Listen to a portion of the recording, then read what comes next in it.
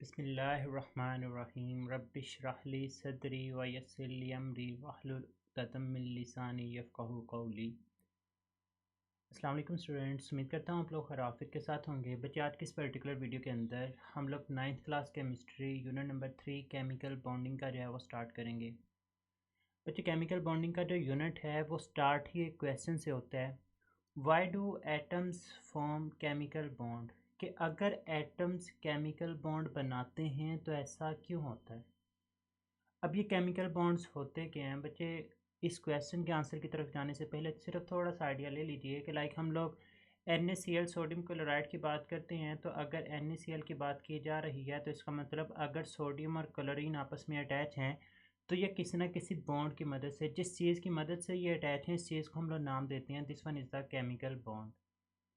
इसी तरह से अगर हम लोग बात करते हैं वाटर की, H2O, अब यहाँ पर ऑक्सीजन और हाइड्रोजन जो आपस में जिस चीज़ की मदद से अटैच है इसको हम लोग नाम देंगे this one is the chemical bond. सबसे पहले क्वेश्चन ये अराइज होता है जब भी हम लोग केमिकल बॉन्डिंग की बात करते हैं कि ये जो बॉन्ड बन रहे हैं, why do atoms form this type of chemical bond, कि आखिर एटम्स को क्या वजह बनती है कि एटम्स क्यों जो है वो ये केमिकल बॉन्ड बना रहे होते हैं। तो बच्चे, इसका जो सबसे बेसिक आंसर है वो ये होगा कि atoms form the chemical bond because they want to become stable. वो अपने आप को क्या करना चाहते हैं, वो स्टेबल करना चाहते हैं। बच्चे, नेचर के अंदर मौजूद हर एक चीज़, चाहे वो इंसान है, चाहे वो पौधा है, चाहे वो जानवर है, हर चीज़ इस कोशिश के अंदर लगा हुआ है कि वो स्टेबल हो जाए। आप लोग पढ़ रहे हैं, इस वजह से पढ़ रहे हैं ताकि आप लोग कामयाब होकर कोई ना कोई स्टेबल चीज़ के ऊपर पहुंच जाए। मैं पढ़ा रहा हूं तो मेरा मकसद स्टेबिलिटी हासिल करना है। इसी तरह से कोई पर्सन गेट के ऊपर खड़ा चौकीदारी कर रहा है, उसका मकसद ये है कि वो अपने आप को स्टेबल कर सके। इसी तरह से कायनात के अंदर मौजूद हर एक चीज़ इसी कोशिश के अंदर लगी हुई होती है कि वो अपने आप को क्या कर ले, स्टेबल कर ले। एटम्स भी अपने आप को स्टेबल करना चाहते हैं, लेकिन एटम्स स्टेबल कब होते हैं।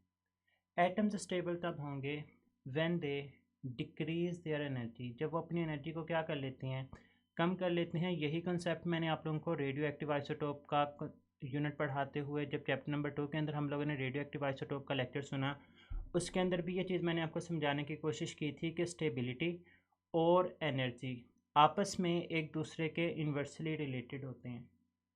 अगर आप लोग किसी भी चीज़ को स्टेबल करना चाहते हैं बच्चे, इन्वर्स रिलेशन का मतलब ये होता है कि अगर एक चीज़ ज़्यादा करेंगे तो दूसरी चीज़ कम हो जाएगी। अब अगर आप लोग स्टेबिलिटी को ज़्यादा करना चाहते हैं तो अल्टीमेटली आप लोगों को उसकी एनर्जी क्या करनी पड़ेगी, you must have to decrease their energy. तो एटम्स भी अगर अपने आप को स्टेबल करना चाहते हैं तो एटम्स को स्टेबल होने के लिए अपनी एनर्जी को कम करना पड़ेगा। अब ये एटम्स अपनी एनर्जी को कम किस तरह से करेंगे अपने आप को स्टेबल करने के लिए, this can be done by combining with other atoms. Atoms अपनी एनर्जी को तभी कम कर सकते हैं जब वो कंबाइन करेंगे किसी न किसी दूसरे एटम्स के साथ। बच्चे, एक सिंपल सा रूल याद रखिएगा, जब भी बॉन्ड फॉर्मेशन होती है, जब भी दो चीज़ों के दरमियान बॉन्ड बनेगा, एनर्जी हमेशा रिलीज़ होगी, और जब भी दो चीज़ों के दरमियान का बॉन्ड आप लोग ब्रेक करने की कोशिश करेंगे तो वहाँ पर एनर्जी जो है वो एब्जॉर्ब होती है। अब अगर ये हाइड्रोजन यहाँ पर अकेला पड़ा हुआ है और ये क्लोरीन यहाँ पर पड़ा हुआ है, अगर इनकी एनर्जी, लेट्स सपोज समझाने के लिए मैं आपको कह देता हूँ कि लेट्स सपोज इसकी एनर्जी 20 है और इसकी एनर्जी भी 20 है, तो जब ये दोनों आपस में एक दूसरे के साथ बॉन्ड डेवलप कर लेंगे तो bond formation is a energy releasing process. इनकी एनर्जी कम हो जाएगी, और जब इनकी एनर्जी कम हो जाएगी तो बच्चे यहाँ पर इस रिलेशन की तरफ आएँ कि जब भी एनर्जी कम होती है तो फिर उनकी स्टेबिलिटी क्या हो जाती है, ज़्यादा हो जाती है। तो एटम स्टेबल होना चाहता है, स्टेबल तब होगा जब वो अपनी एनर्जी को कम करेगा, और एनर्जी कम तब होगी जब वो किसी भी दूसरी चीज़ के साथ जो है वो बॉन्ड बनाने की कोशिश करेगा। अब बच्चे, जो कंबाइंड विद अदर एटम्स हैं, this one is the natural phenomena, ये कुदरत की तरफ से है, और कुदरत हमेशा यही चाहती है कि हर चीज़ जो है वो अपने आप को स्टेबल कर ले। तो इसको हम लोग बोलेंगे this one is the natural phenomena. और चूंकि नेचर ये चाहती है कि हर चीज़ स्टेबिलिटी हासिल करे, तो इसका मकसद भी यही होगा कि सिंपली एटम्स हैं वो अपने आप को क्या कर लें, स्टेबल कर लें। लेकिन बच्चे, यहाँ पर साइंटिस्ट के बारे में ये सोचा जाता है कि साइंटिस्ट को इस चीज़ का आइडिया कैसे हुआ कि जो एटम्स हैं वो अपने आप को स्टेबल तभी कर सकते हैं जब वो बॉन्ड बना सकते हैं। ये चीज़ तो आज के दौर में हमें पता है ना पहले पहल साइंटिस्ट को इस चीज़ के बारे में कैसे पता चला कि एटम्स हैं वो बॉन्ड बनाकर ही स्टेबल होते हैं। इनकी एनर्जी तभी कम होगी जब वो एक दूसरे के साथ बॉन्ड बनाने की कोशिश करते हैं। तो बच्चे इसी क्वेश्चन का आंसर ढूंढते हुए साइंटिस्ट को सबसे पहले एक चीज़ दरियाफ्त हुई जिसको उन्होंने नाम दिया था नोबल गैसेस का। अब इन नोबल गैसेस के अंदर अभी तक आप लोगों ने पीरियोडिक टेबल को इतनी अच्छी तरह से गो थ्रू नहीं किया, लेकिन अगर आप लोग अपनी बुक के अंदर कहीं पे भी पीरियोडिक टेबल को देखेंगे तो आपको सबसे लास्ट पर एक ग्रुप नज़र आएगा जिसके अंदर कुछ गैसेस मौजूद होंगी जिसको हम लोग helium, neon, argon, krypton, xenon और रेडॉन का नाम देते हैं। बच्चे ये हमारे पास है नोबल गैसेस। अगर हम लोग इन नोबल गैसेस की बात करते हैं तो बच्चे जो हीलियम है, helium has 2 electrons in its valence shell, जबकि बाकी तमाम की तमाम नोबल गैसेस की बात करते हैं जिसमें नियॉन आ जाता है, आर्गॉन आ जाता है, क्रिप्टॉन आ जाता है, जीनॉन आ जाता है। इन तमाम के वैलेंस शेल से मुराद होता है सबसे आखिर वाला शेल।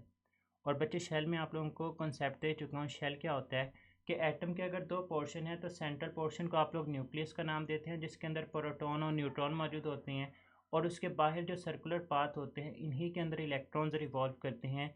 इन सर्कुलर पाथ को हम लोग नाम देते हैं शेल का भी, इनको हम लोग ऑर्बिट भी बोलते हैं और इनको हम लोग एनर्जी लेवल का नाम भी दे रहे होते हैं। तो बच्चे नोबल गैसेस जब डिस्कवर हुई जिसके बारे में ये देखा गया कि हीलियम के वैलेंस शेल के अंदर 2 इलेक्ट्रॉन मौजूद हैं जबकि बाकी नोबल गैसेस के वैलेंस शेल में जो है वो 8 इलेक्ट्रॉन हैं।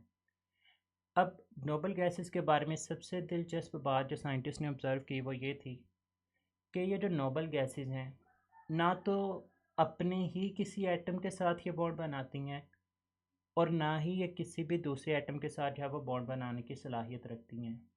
मतलब इन्हें बॉन्ड बनाने की ज़रूरत ही नहीं होती। अगर इन्हें बॉन्ड बनाने की ज़रूरत नहीं है तो फिर साइंटिस्ट ने ये चीज़ प्रिडिक्ट की, उन्होंने ये नतीजा अख़ज़ किया कि इसका मतलब कि अगर ये किसी भी चीज़ के साथ बॉन्ड नहीं बना रही तो इनकी जो स्टेबिलिटी है वो सबसे ज़्यादा है, इनकी स्टेबिलिटी सबसे ज़्यादा है। और अगर स्टेबिलिटी सबसे ज़्यादा है तो दूसरे अल्फाज के अंदर इसका मतलब ये होगा कि इनकी एनर्जी जो है वो सबसे कम होती है। अब नोबल गैसेस का किसी भी चीज़ के साथ रिएक्ट ना करना साइंटिस्ट को इस चीज़ की तरफ लेके गया कि भाई ये अपनी मैक्सिमम स्टेबिलिटी जो है वो अटेन कर चुके होते हैं। यहीं से साइंटिस्ट ने ये चीज़ प्रिडिक्ट की कि अगर किसी ना किसी तरह से हम लोग जो दूसरे एटम्स हैं उनकी इलेक्ट्रॉनिक कॉन्फ़िगरेशन से मुराद कि अगर हम लोग भी उनके वैलेंस शेल के अंदर हीलियम की तरह से 2 इलेक्ट्रॉन्स कर दें या नियॉन और दूसरी गैसेस की तरह से 8 इलेक्ट्रॉन्स कर लें तो फिर वो भी क्या हो जाएंगी, वो स्टेबल हो जाएंगी। और स्टेबल होने से मुराद कि उनकी एनर्जी क्या हो जाएगी, कम हो जाएगी। बच्चे यहीं से एक कॉन्सेप्ट डेवलप हुआ था जिसको हम लोग नाम देते हैं डुप्लेट रूल का और ऑक्टेट रूल का। डुप्लेट नाम से ही ज़ाहिर है 2 को बोला जाता है। डुप्लेट हम लोग बोलते हैं to complete 2 electrons in its valence shell, कि अपने सबसे बाहर वाले शेल के अंदर 2 इलेक्ट्रॉन पूरे कर लेना, इस चीज़ को हम लोग नाम देते हैं डुप्लेट रूल का। और एक होता है ऑक्टेट रूल। ऑक्टेट 8 से निकला है, इसका मतलब ये होगा कि अगर हम लोग किसी न किसी तरह से 8 इलेक्ट्रॉन्स हैं वो पूरे कर लेते हैं वैलेंस शेल के अंदर तो इसको हम लोग नाम देते हैं ऑक्टेट रूल का। तो यहाँ तक साइंटिस्ट इस चीज़ के ऊपर पहुँच चुके थे, उन्होंने ये नतीजा अख़ज़ किया था कि अगर नोबल गैसेस जिनके वैलेंस शेल में 2 इलेक्ट्रॉन्स हैं या 8 इलेक्ट्रॉन्स हैं, अगर हम लोग किसी न किसी तरह से दूसरे एटम्स के भी वैलेंस शेल के अंदर 2 या 8 इलेक्ट्रॉन्स पूरे कर लेते हैं तो उनकी भी स्टेबिलिटी जो है वो मैक्सिमम हो जाएगी। और अगर स्टेबिलिटी मैक्सिमम होगी तो इसका मतलब उनकी एनर्जी कम हो जाएगी, और एनर्जी कम हो जाएगी तो यही रीज़न होती है कि हमारे पास एटम्स है वो केमिकल बॉन्ड बनाने की तरफ जा रहे होते हैं। अब ये डुप्लेट और ऑक्टेट एटम्स किस तरह से पूरा करते हैं। टू फॉलो द डुप्लेट और octet atoms would form the chemical bond, atoms को फिर केमिकल बॉन्ड बनाने पड़े टू लोअर्स इट्स एनर्जी, अपनी एनर्जी को कम करने के लिए। बच्चे एनर्जी को कम करने का मतलब ये है कि दूसरे अल्फाज के अंदर वो अपने आप को क्या करना चाहते हैं, स्टेबल करना चाहते हैं। फॉर एग्ज़ाम्पल हम लोग बात करते हैं सोडियम की। बच्चे सोडियम जिसके पास टोटल होते हैं 11 इलेक्ट्रॉन्स। अब अगर आप लोग देखें तो चैप्टर नंबर 2 के अंदर मैं आप लोगों को ये चीज़ पढ़ा के आया कि सबसे जो पहला शेल होता है उसको हम लोग बोलते हैं के शेल, दूसरे शेल को हम लोग बोलते हैं एल शेल और तीसरे शेल को हम लोग बोलते हैं एम शेल। अब सोडियम है, इसके पहले शेल के अंदर टोटल इलेक्ट्रॉन्स मौजूद होते हैं 2, एल शेल में इलेक्ट्रॉन्स होते हैं 8, तो यहाँ तक आपके पास जो इलेक्ट्रॉन्स हो चुके हैं वो हमारे पास इलेक्ट्रॉन्स, वेट अ मिनट, हाँ यहाँ पर हमारे पास इलेक्ट्रॉन्स हो चुके हैं वो, वेट अ मिनट, हाँ दूसरे शेल के अंदर हमारे पास 8 इलेक्ट्रॉन्स आ जाएंगे, जबकि तीसरे शेल के अंदर मौजूद है 1 इलेक्ट्रॉन। अब बच्चे इसको अपना जो वैलेंस शेल है इसको कंप्लीट करने के लिए दो पॉसिबिलिटीज़ आ सकती हैं, और वो दो पॉसिबिलिटीज़ कौन सी हैं बच्चे? पहली पॉसिबिलिटी ये है कि इसके वैलेंस शेल के अंदर ये जो 1 इलेक्ट्रॉन पड़ा हुआ है वो इस 1 इलेक्ट्रॉन को लॉस कर दे, और जब ये 1 इलेक्ट्रॉन को लॉस कर देगा तो फिर ये वाला शेल ख़त्म हो जाएगा, और जब ये वाला शेल ख़त्म हो जाएगा तो नीचे वाला शेल आ जाएगा जिसके अंदर 8 इलेक्ट्रॉन्स हैं वो मौजूद हैं, तो उसका जो ऑक्टेट है वो कंप्लीट हो जाएगा। और दूसरी पॉसिबिलिटी क्या है कि अगर आप लोग चाहते हैं कि तीसरे शेल के अंदर ही 8 इलेक्ट्रॉन्स आएँ, तो पहले से 1 इलेक्ट्रॉन मौजूद है, आप लोग 7 इलेक्ट्रॉन जो है वो मज़ीद इसके अंदर ऐड कर दें। जब आप लोग 7 इलेक्ट्रॉन मज़ीद इसके अंदर ऐड करेंगे तो उसके नतीजे में हम लोग बोलेंगे कि तब भी उसका ऑक्टेट जो है वो कंप्लीट हो जाएगा। लेकिन बच्चे एनर्जेटिकली कौन सी चीज़ पॉसिबल है? क्या सोडियम 1 इलेक्ट्रॉन को लूज़ करना प्रेफर करेगा या फिर 7 इलेक्ट्रॉन्स को ऐड करना प्रेफर करेगा? तो हर चीज़ जुगाड़ की तरफ होती है, हर चीज़ की कोशिश ये होती है कि वो अपने आप को फौरी तौर पर स्टेबल कर ले। तो बजाय से इसके कि वो 7 इलेक्ट्रॉन्स को ऐड करे वो 1 इलेक्ट्रॉन को लूज़ करना प्रेफर करेगा, तो हम लोग बोलेंगे this one is the energetically favourable scenario. Energetically जो चीज़ फेवरेबल है सोडियम के लिए अपना ऑक्टेट कंप्लीट करने के लिए वो क्या है कि वो 1 इलेक्ट्रॉन को लूज़ कर दे। अब अगर यहाँ पर किसी बच्चे के जहन में ये क्वेश्चन आ रहा हो कि सर इसके वैलेंस शेल में 1 इलेक्ट्रॉन है, आप लोग 1 इलेक्ट्रॉन ऐड करवा दें तो उसका डुप्लेट कंप्लीट करवा दें, उसके वैलेंस शेल में 2 इलेक्ट्रॉन्स रखते हैं, तो बच्चे याद रखिएगा डुप्लेट का जो रूल है वो सिर्फ और सिर्फ हाइड्रोजन, हीलियम, लिथियम और बेरिलियम तक, यहाँ तक आप लोग जो है वो फॉलो करवा सकते हैं। उसके बाद जितने भी एलिमेंट्स होते हैं उनकी कोशिश ये होती है कि वो अपने आप को ऑक्टेट रूल के मुताबिक जो है वो स्टेबल कर सकें। जैसे हमारे पास है हाइड्रोजन। अब बच्चे जो हाइड्रोजन है इसके पास सिर्फ 1 इलेक्ट्रॉन मौजूद होता है। अब इसके पास भी दो पॉसिबिलिटीज़ हैं, और वो दो पॉसिबिलिटीज़ कौन कौन सी हैं? नंबर 1 ये है कि वो अपने इस 1 इलेक्ट्रॉन को लूज़ कर दे। बच्चे देखें जब ये 1 इलेक्ट्रॉन को ही लूज़ कर देगा तो फिर तो ये शेल ही ख़त्म हो जाएगा ना, तो इसको हम लोग बोलेंगे this one is the H positive. पीछे सिर्फ और सिर्फ न्यूक्लियस बच जाएगा जिसको हम लोग नाम देंगे प्रोटॉन का। और अगर आप लोग इसके अंदर 1 इलेक्ट्रॉन को ऐड करवा देते हैं, जब आप लोग 1 इलेक्ट्रॉन को ऐड करवाएंगे तो 1 इलेक्ट्रॉन ऑलरेडी मौजूद है, 1 इलेक्ट्रॉन मज़ीद आ जाएगा, तो टोटल हो जाएंगे 2 इलेक्ट्रॉन्स। तो इसके नतीजे में वो अपना डुप्लेट रोल जो है वो कंप्लीट कर लेगा। तो इसके लिए जो चीज़ एनर्जेटिकली फेवरेबल होती है वो ये होती है कि वो 1 इलेक्ट्रॉन को अपने अंदर ऐड करेगा, और ऐड करने के बाद अपने आप को वो डुप्लेट रोल के मुताबिक क्या कर लेगा? स्टेबल कर लेगा। तो देखें सोडियम जिसके वैलेंस शेल में 1 इलेक्ट्रॉन था, ये नोबल गैस की तरह नहीं था, लेकिन इसने 1 इलेक्ट्रॉन को लूज़ किया, अपने वैलेंस शेल के अंदर 8 इलेक्ट्रॉन ले आया, ये नोबल गैस की तरह हो गया, हमने बोला ये स्टेबल हो चुका है। इसी तरह से हाइड्रोजन के वैलेंस शेल में था 1 इलेक्ट्रॉन, जबकि नोबल गैसेस के वैलेंस शेल में या तो 2 होते हैं या 8 होते हैं। तो इसने अपने वैलेंस शेल के अंदर जब 1 इलेक्ट्रॉन ऐड कर लिया तो फिर 2 इलेक्ट्रॉन हो गए, तो ये भी नोबल गैस की तरह क्या हो चुका है? स्टेबल हो चुका है। तो इलेक्ट्रॉन को जब ऐड करेंगे या लूज़ करेंगे तो उसके नतीजे में बॉन्ड बनेगा, और बॉन्ड बनेगा तो बच्चे हम लोग बोले हैं कि एटम्स क्या हो जाते हैं? स्टेबल हो जाते हैं। अब आपकी बुक के अंदर दो बातें लिखी हुई हैं कि जो अल्कली और अल्कलाइन अर्थ मेटल्स हैं दीज आर इलेक्ट्रोपॉजिटिव। बच्चे अल्कली मेटल्स ग्रुप 1A को बोला जाता है, जिसके अंदर आ जाता है हमारे पास लिथियम, सोडियम, पोटाशियम, रुबिडियम और सीजियम।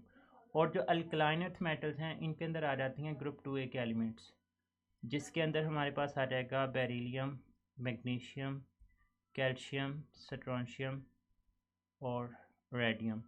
ये जो ग्रुप 1A और 2A के एलिमेंट्स हैं दीज आर इलेक्ट्रोपॉजिटिव। बच्चे इलेक्ट्रोपॉजिटिव का मतलब ये होगा दे हैव द टेंडेंसी, इनकी सलाहियत ये होती है कि ये इलेक्ट्रॉन्स को लूज़ करेंगे, और जब ये इलेक्ट्रॉन्स को लूज़ करेंगे तो इनके ऊपर जो चार्ज आ जाता है that is the positive charge. जबकि दूसरी तरफ ऑक्सीजन और chlorine these are electronegative. Electronegative होने का मतलब ये है they have the tendency to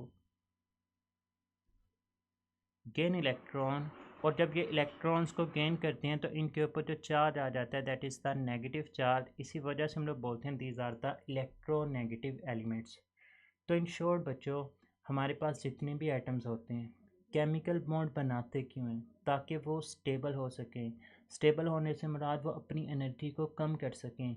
और ये कब पॉसिबल होगा? ये सिर्फ उसी वक्त पॉसिबल होगा जब उनके वैलेंस शेल में या तो नोबल गैसेस की तरह से 2 इलेक्ट्रॉन्स हो जाएंगे या फिर उनके वैलेंस शेल में नोबल गैसेस की तरह 8 इलेक्ट्रॉन्स हो जाएंगे।